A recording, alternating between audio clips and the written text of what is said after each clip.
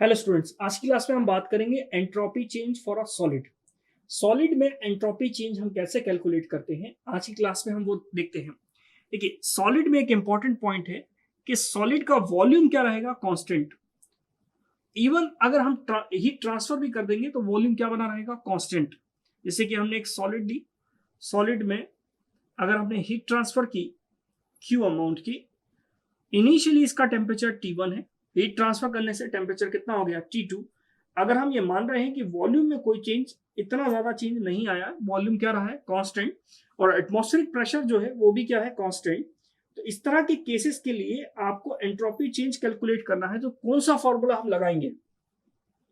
हमने दो फॉर्मूले सीखे हैं, वो दो फॉर्मूले कौन कौन से हैं, mr ln v2 by v1 plus mcv ln t2 by t1, ये एक फॉर्मूला सीखा।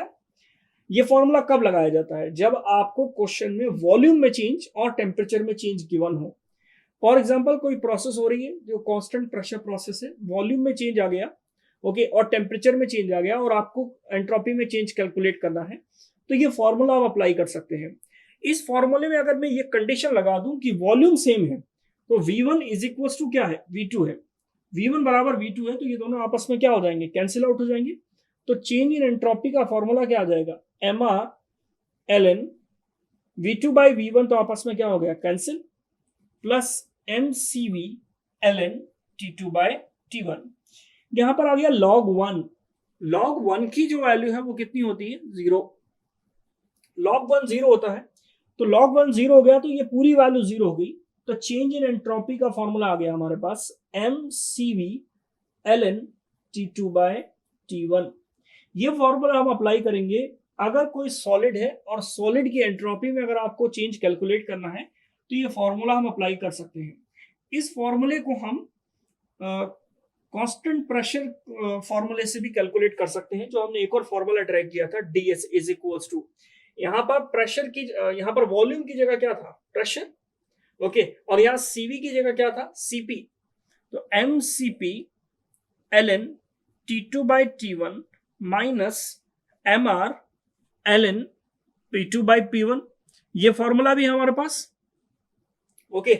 इस फॉर्मूले से भी आप निकाल सकते हैं। हमने ये बोला कि इस कंडीशन में प्रेशर क्या है, सेम है, एटमॉस्फेरिक प्रेशर सेम बना हुआ है, तो P2 by P1 क्या हो गया, कैंसिल आउट, क्योंकि प्रेशर क्या है, सेम, प्रेशर सेम हो गया। तो यहां पर आ गया हमारे पास ds is equal to mcp ln T2 by T1, ये फॉर्मूला है।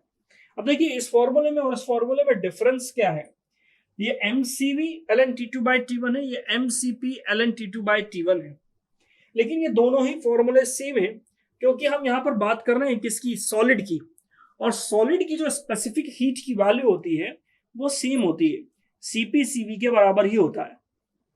cp और cv क्या होते हैं, बराबर ही होते हैं। जो specific heat at constant pressure होता है वही specific heat at constant volume होता है। ये किसके लिए है, फॉर सॉलिड, सॉलिड के लिए है। तो हम इसको जनरलाइज्ड एक फॉर्मूला लिख देते हैं कि अगर आपको चेंज इन एंट्रोपी कैलकुलेट करना है किसी सॉलिड के लिए, तो फॉर्मूला आप लगाएंगे mc ln T2 bye T1। इस केस में वॉल्यूम सेम रहेगा, प्रेशर भी क्या है, सेम, तो mc ln T2 bye T1। Gases के लिए cp और cv अलग हो सकता है, लेकिन सॉलिड के लिए cp और cv क्या होता है, सेम होता है। रीजन आपको पता ही है कि cp और cv क्या है, heat, specific heat at constant pressure और specific heat at constant volume. मतलब आपको एक यूनिट टेम्परेचर डिफरेंस क्रिएट करने के लिए कितनी हीट रिक्वायर्ड होती है, उसी को हम क्या बोलते हैं, स्पेसिफिक हीट बोलते हैं।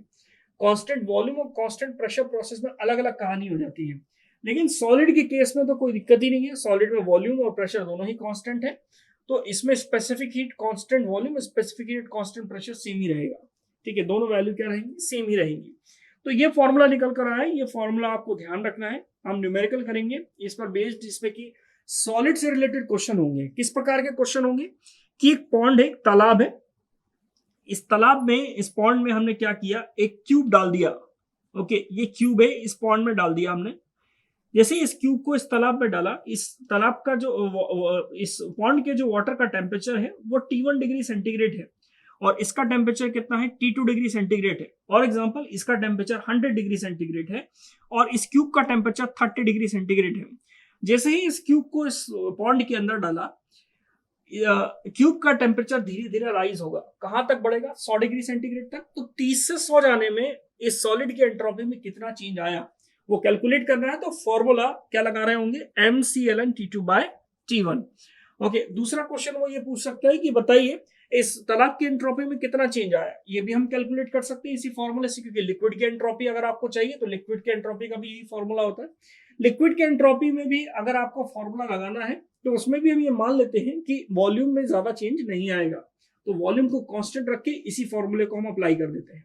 ओके, तो आज की क्लास में हमने सॉलिड के लिए एंट्रोपी चेंज कैसे कैलकुलेट करते हैं वो हमने फॉर्मूला हमने डिराइव किया है, ये फॉर्मूला आपको याद रखना है। मिलते हैं नेक्स्ट क्लास में, थैंक यू।